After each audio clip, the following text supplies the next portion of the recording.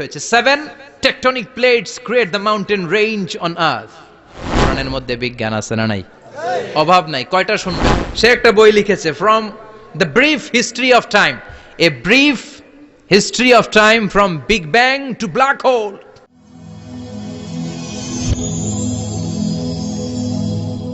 Rose TV 24. Enjoy by listening to the Holy Quran. কোরআনের মধ্যে বিজ্ঞান আছে না নাই? অভাব নাই। কয়টা শুনবেন? আল্লাহ কসমোলজির কথা বলেছে, অ্যাস্ট্রোলজি কথা। কসমোলজি হচ্ছে সৃষ্টি তত্ত্ব। কসমোলজি কি? সবাই বলেন কসমোলজি কি? আল্লাহ বললেন, আওয়ালাম ইয়ারাল্লাযীনা কাফারু আন্নাস সামাওয়াতি ওয়াল আরদা কানাতা রাতকান ফাফাতাকনাহুমা। কাফেররা কি দেখে না মহাবিশ্বের সব কিছু একসাথে মিলে ঝিলে ছিল, বিশাল এক বিস্ফোরণের মাধ্যমে আমি মহাবিশ্ব তৈরি করেছি। সুবহানাল্লাহ। আদিতে শুরুতে কিন্তু সব আকাশ, বাতাস, জমিন, চন্দ্র, সূর্য, নক্ষত্র, গ্রহ, নীহারিকা পুঞ্জ, গ্যালাক্সি, ব্ল্যাক হোল সবকিছু মিলেমিশে একসাথে ছিল। এটার ঘনত্ব ছিল খুব বেশি। মহাবিশ্বের সবকিছু ছিল একটা বিন্দু। এটাকে বিজ্ঞানীরা নাম দিয়েছে দ্য সিঙ্গুলারিটি, মহা একত্ব। এরপর একটা প্রচন্ড বিস্ফোরণের মধ্য দিয়ে মহাবিশ্ব সৃষ্টি হয়েছে। এটার ওরা নাম দিয়েছে বিগ ব্যাং থিওরি। কি নাম? স্টিফেন হকিং সবচেয়ে বড় পদার্থবিজ্ঞানী ছিল। সে একটা বই লিখেছে, from the brief history of time, a brief history of time from big bang two black hole. সেখানে সে প্রমাণ করেছে কোরআনের এই আয়াত, কানাতা রাতকান, মহাবিশ্বের সবকিছু একটা বিন্দু ছিল। চাঁদ, সূর্য, গ্রহ, তারা সব কি ছিল? কথা বলেন, সবাই বলেন। একটা মাত্র বিন্দু ছিল। আল্লাহ বলেন, don't the disbeliever observe that the heavens and earth were joint together, then I separated with a gigantic sound explosion. সব একসাথে ছিল, চাঁদ, তারা, আকাশ, নদী, নালা সব একসাথে। তারপরে একটা বিকট বিস্ফোরণের মধ্য দিয়ে পৃথিবী হয়েছে, এ চাঁদ হয়েছে, চন্দ্র হয়েছে, সূর্য হয়েছে, মহাবিশ্বের সবকিছু এই মহাবিস্ফোরণের মধ্য দিয়ে হয়েছে। চিৎকার করে পড়েন আল্লাহু আকবার। এই যে ছোট্ট পৃথিবীতে আমরা বসে আছি, এই পৃথিবীর চেয়ে সূর্য 13 লক্ষ গুণ বড়। চিল্লায় পড়েন আল্লাহু আকবার। এটা কি বাড়ির কাছের কথা? 13 লক্ষ গুণ বড়, কল্পনা করা যায়?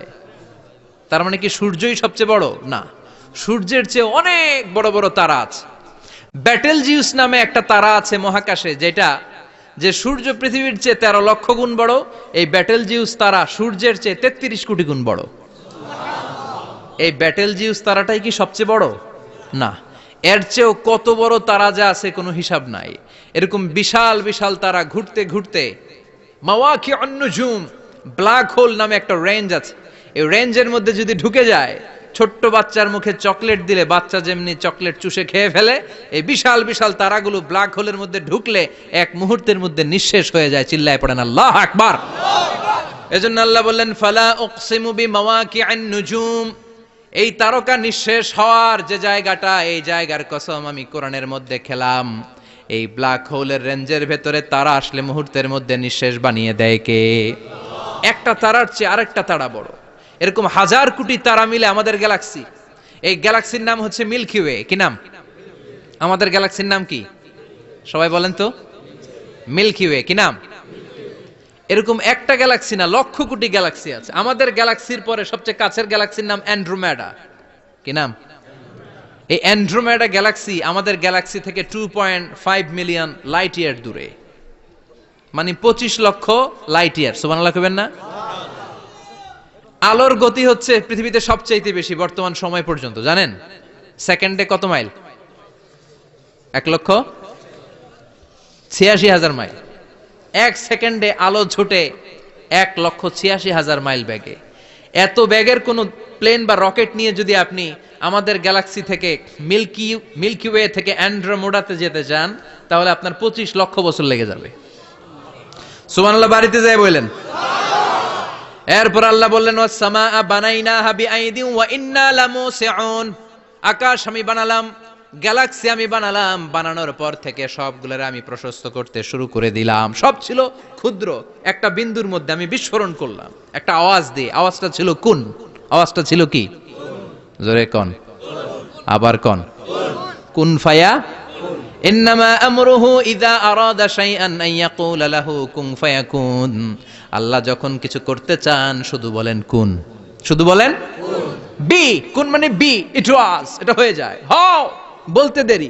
এই মহাবিস্ফোরণের নেপথ্যে যে শব্দটা ছিল সেটা ছিল কুন। সেটা ছিল কি? আল্লাহ কুন বলতে দেরি, মুহূর্তের মধ্যে বিগ ব্যাং, বিশাল এক্সপ্লোশন, তারপর থেকে মহাবিশ্ব ছড়াচ্ছে। আল্লাহ বলছেন এই কোরআনের ভেতরে বলে দিয়েছেন ওয়া ইন্না লা মুসিউন, আমি এই মহাবিশ্বকে, এই গোটা ইউনিভার্সকে আমি প্রতিনিয়ত সম্প্রসারিত করছি। প্রতিনিয়ত এটা বড় হচ্ছে, সম্প্রসারিত হচ্ছে। চিল্লায় বলেন আল্লাহু আকবার। আজ থেকে মাত্র 20 বছর আগে এটা তারা আবিষ্কার করেছে। এটা কোন সাল? 2020 বছর পেছনে গেলে কত? 1998, তাই না? এই 1998 সালে তারা আবিষ্কার করেছে সুপারনোভা কসমোলজি প্রজেক্ট। এই সুপারনোভা কসমোলজি প্রজেক্টে তারা এই সিদ্ধান্তে এসেছে যে মহাবিশ্ব কোন নামক এক বিস্ফোরণের পর থেকে যে সম্প্রসারিত হচ্ছে, আজ পর্যন্ত এটা শুধু বাড়ছে আর বাড়ছে, অ্যাক্সেলারেটিং হচ্ছে, এক্সপান্ডিং হচ্ছে, এটা কমছে না। কিয়ামত পর্যন্ত এটা বাড়তেই থাকবে। চিৎকার করে পড়েন আল্লাহু আকবার। এজন্য আল্লাহ বললেন ইয়াসিন ওয়াল কোরআনিল হাকিম, বিজ্ঞানময় প্রজ্ঞাময় কোরআনের শপথ। এই কোরআনের ভেতরে আমি কসমোলজির কথা বলেছি, অ্যাস্ট্রোলজির কথা বলেছি, জিওলজির কথা বলেছি, ফিজিক্সের কথাও বলেছি। সুবহানাল্লাহ। ফিজিক্স মানে কি? পদার্থ। পদার্থের সবচেয়ে বড় উপাদান হচ্ছে লোহা। লোহার কথা কিন্তু কোরআনে নাই। আছে? কই আছে? হ্যাঁ, সূরাতুল হাদিদ, লোহার নামে একটা সূরাই দিয়েছে আল্লাহ কোরআনে। সুবহানাল্লাহ পড়বেন না? সূরার নাম সূরাতুল হাদিদ। সূরার নাম কি? চিল্লায় বলেন সূরার নাম সূরাতুল হাদিদ। হাদিদ মানে লোহা। আল্লাহ বললেন ওয়া আনজালনাল হাদিদা ফীহি বা'সুন শাদীদ।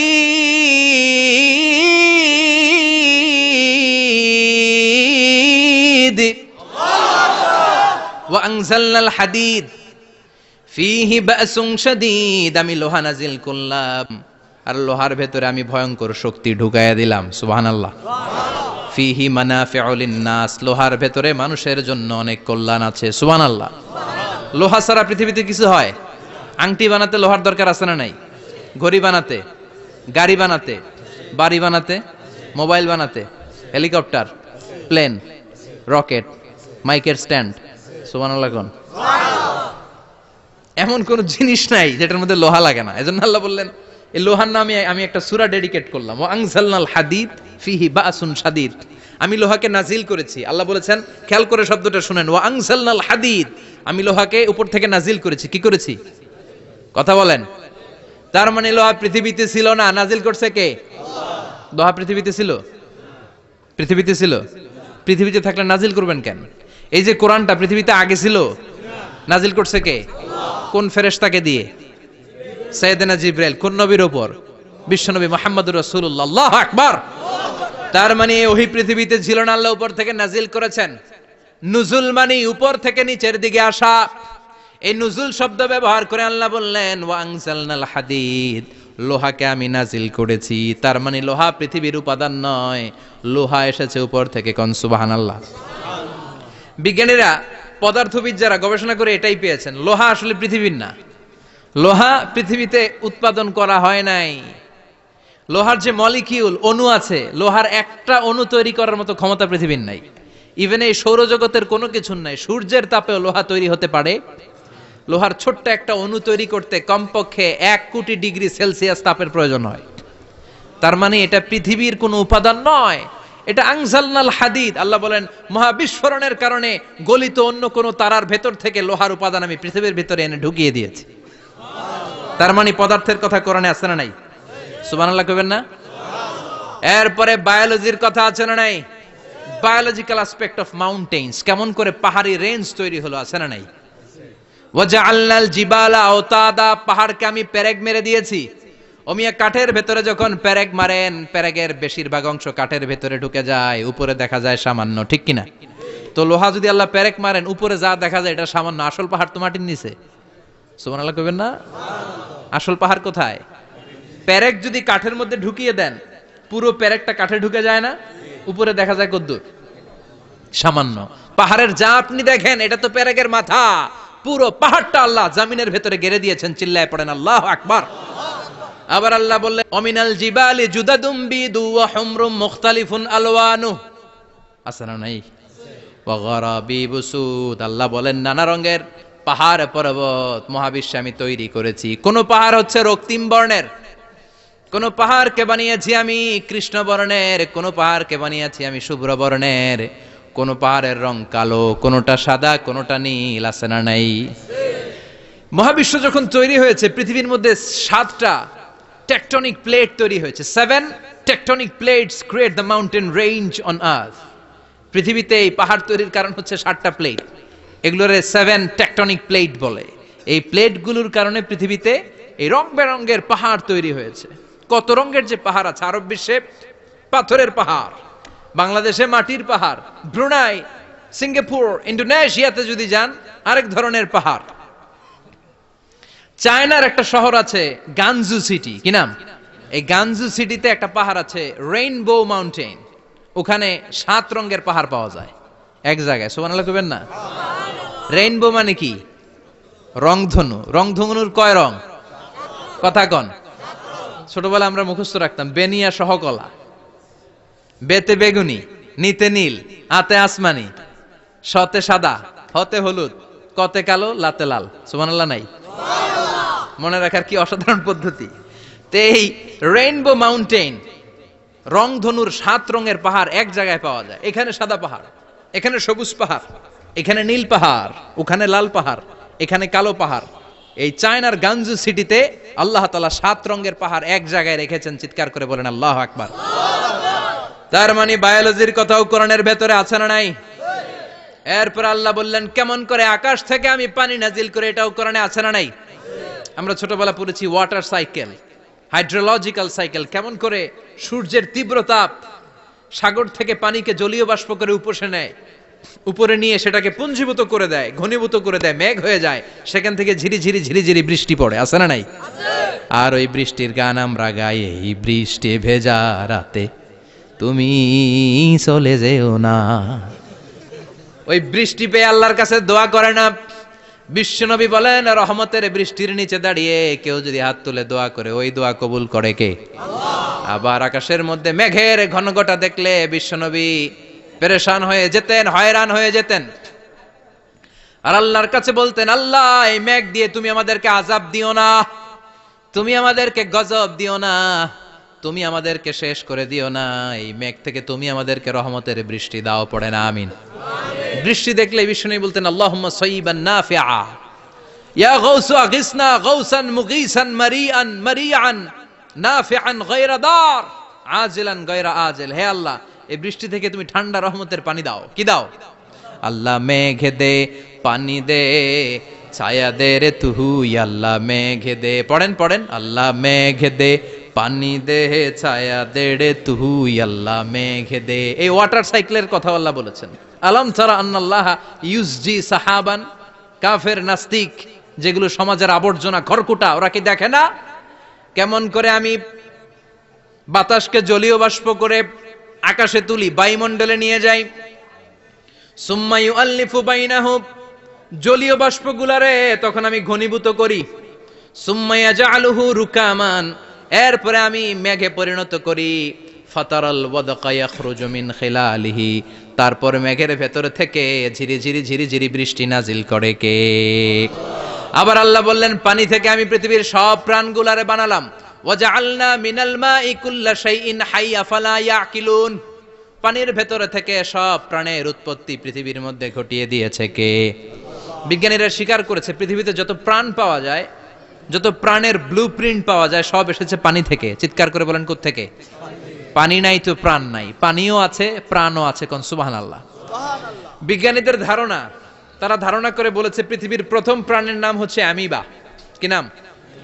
ওরা বলেছে এটা এককোষী জীব, it's a very small unicellular organism found ever in the world.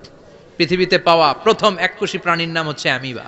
এটা এসেছে শৈবালের মতো, এরপরে জুপ্লাংটন, ফাইটোপ্লাংটন, ব্যাকটেরিও প্লাংটন, একটার পর একটা স্পিসিজ প্রজাতি পৃথিবীতে ডেভেলপ করেছে। কোন সুবহানাল্লাহ। এই পানির কথা কোরআনের ভেতরে বলে দিল কে? এজন্য আল্লাহ বললেন ওয়াল কোরআনিল হাকিম, বিজ্ঞানময় কোরআনের শপথ। এই কোরআনটা বিজ্ঞানের ঠাসা, এই কোরআন আশ্চর্যের শেষ নাই। এই কোরআন কোনোদিন পুরাতন হয় না। এই কোরআনের ভেতরে আল্লাহ দিয়েছেন হেদায়েতের মশাল, আর কোরআনটাকে বানিয়েছেন বিজ্ঞানের সুউচ্চ মিনার। জোরে কোন সুবহানাল্লাহ। তার মানে কোরআনে আমরা কি পেলাম?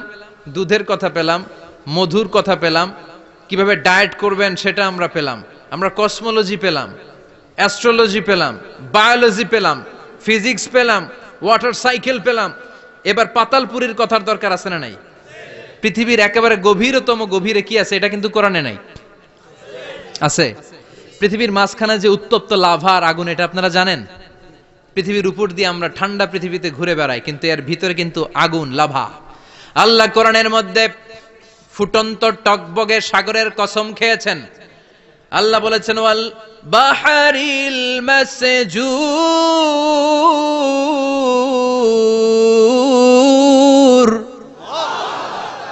আমি কোরআনের ভেতরে ফুটন্ত টকবগে সাগরের পানির কসম খেলাম। পড়েন সুবহানাল্লাহ। সাগরের পানির ফুটন্ত টকবগে সাগরের পানির কসম। সাগরের পানি আবার ফুটন্ত হয় কি করে? পানি কি হয় ঠান্ডা? পানি কি? কথা বলেন। আল্লাহ পৃথিবীর ভেতরকার কথা চিন্তা করে বলেছেন ওয়াল বাহরিল মাসজুর।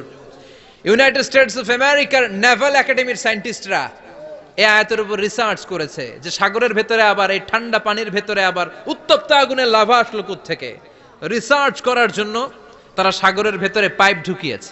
পাইপ ঢুকাতে ঢুকাতে অনেকগুলো লেয়ার তারা পার করেছে। রূপান্তর শিলার স্তর, পাললিক শিলার স্তর, আগ্নেয়গিরির শিলার স্তর, মার্বেল পাথরের অনেকগুলো শিলার স্তর পেরিয়ে যাওয়ার পরে তারা পাইপ ঢুকানোর পরে দেখতে পেয়েছে পাইপগুলো গলে যায়। পাইপগুলো কি হয়? তার মানে ভিতরে কি আছে?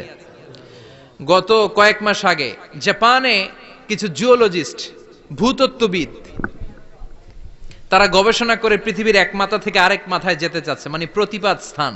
বাংলাদেশের এখান থেকে ছিদ্র করলে আপনি দক্ষিণ আমেরিকার চিলির সান্টিয়াগোতে যেয়ে উঠবেন।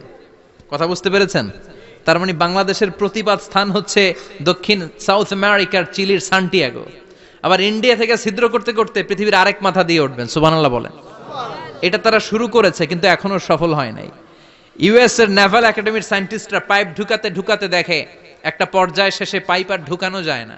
পাইপগুলো পৃথিবীর ভেতরে যেতে যেতে গলে গলে পানি হয়ে যায়। সুবহানাল্লাহ কইবেন না?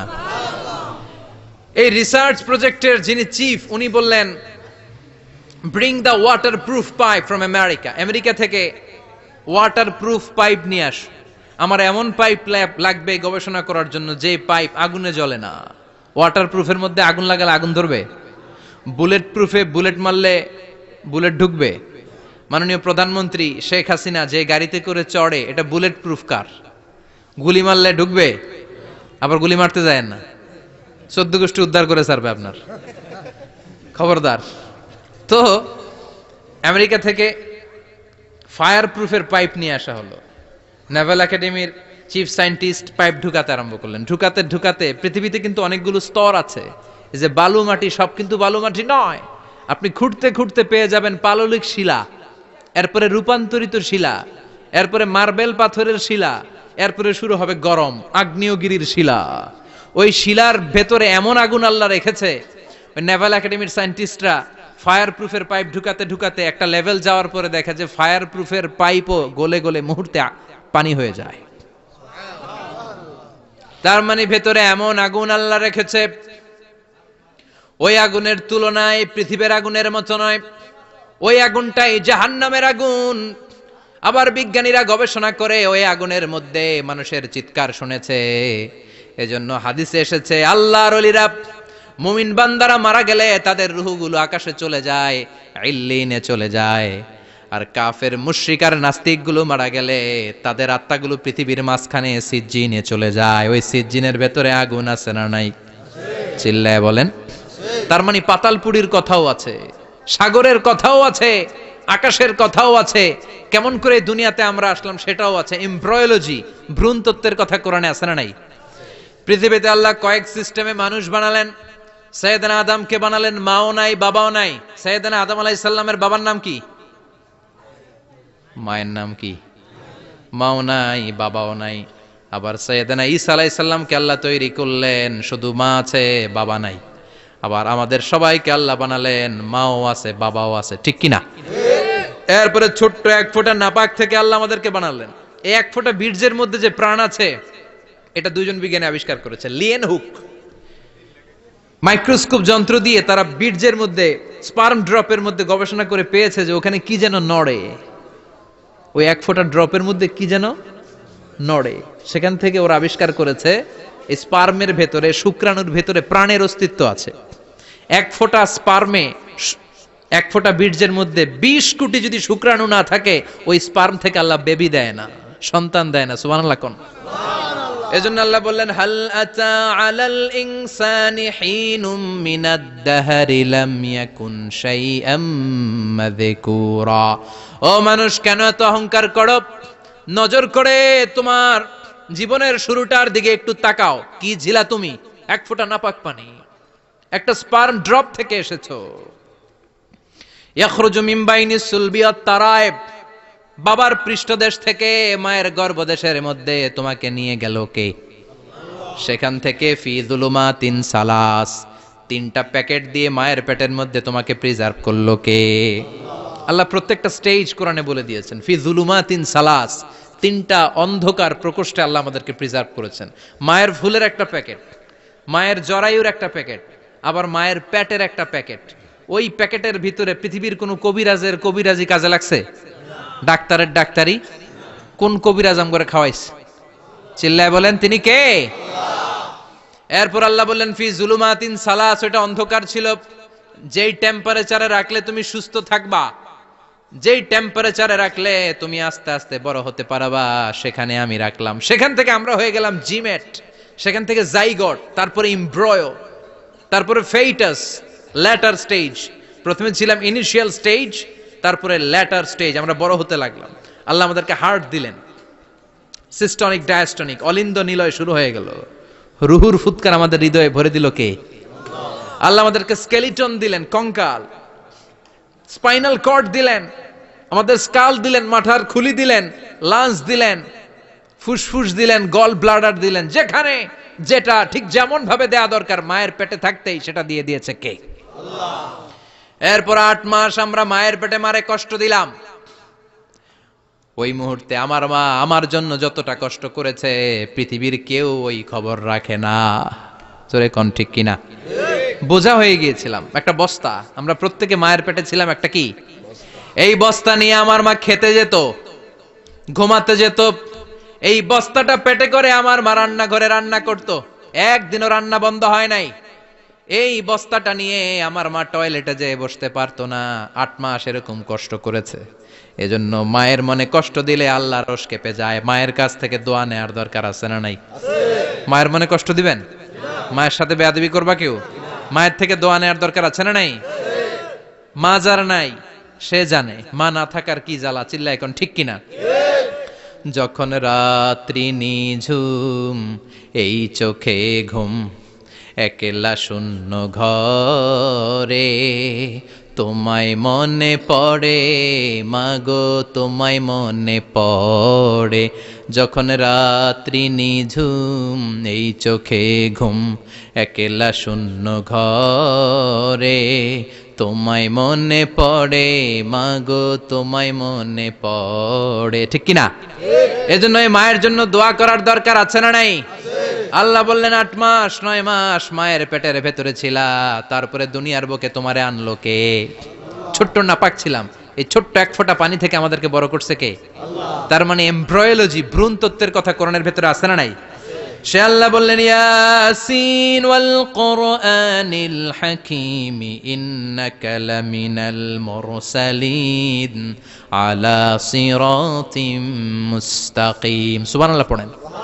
আল্লাহ বললেন ইয়াসিন, এরপরে বললেন আল কোরআনিল হাকীম, প্রজ্ঞাময় কোরআনের শপথ। বিশাল একটা শপথ কেটে আল্লাহ বললেন ইন্নাকা লামিনাল মুরসালিন আলা সিরাতিম মুস্তাকিম। ইন্নাকা লামিনাল মুরসালিন, অবশ্যই অবশ্যই নবী হে আপনি রাসূলদের অন্তর্ভুক্ত। চিল্লা এখন সুবহানাল্লাহ। তিনি যে রাসূল এটার সার্টিফিকেট এই আয়াতে দিয়েছে কে? এরপর আল্লাহ বললেন আলা সিরাতিম মুস্তাকিম, ও নবী আপনি সিরাতুল মুস্তাকিমের উপর আছেন। যেই দোয়াটা প্রতিটা নামাজের মধ্যে প্রতিদিন প্রত্যেক রাকাতে সূরা ফাতিহাতে আমরা পড়ি, ইহদিনাস সিরাতাল মুস্তাকিম। O Allah, show us the right path, show us the correct path. আপনি আমাদেরকে সোজা পথ দেখান। আল্লাহ এখানে সার্টিফিকেট দিলেন, নবী গো, লক্ষাধিক পয়গম্বর যে আমি পেয়েছি তাদের শ্রেষ্ঠতম রাসূল করে আমি আপনাকে প্রেরণ করেছি, আর হেদায়েতের সুউচ্চ মশাল দিয়ে আমি আপনাকে সিরাতুল মুস্তাকিমের উপর রেখেছি। চিল্লায় পড়েন আল্লাহু আকবার।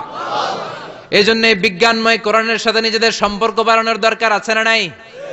কোরআন পড়লে দুনিয়া এবং আখিরাতে মর্যাদা বাড়ায় দিবে কে? কোরআনের আইন দিয়ে সমাজটারে সাজানোর দরকার আছে না নাই?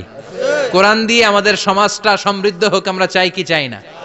কোরআন দিয়ে আমার সংসদ ভবন চলুক, আমার 300 জন মেম্বার অফ দ্য পার্লামেন্ট কোরআনের আয়াত দিয়ে সংসদে কথা বলুক আমরা চাই কি চাই না? আমাদের মিলিটারি গুলো কোরআনের আওতায় চলুক, আমাদের দেশটা কোরআন দিয়ে চলুক। আমার লাল সবুজের পতাকা সংসদ ভবনের এক পাশে, আর কালিমার লা ইলাহা ইল্লাল্লাহর পতাকা আরেক পাশে পতপত করে উড়বে আমরা চাই কি চাই না?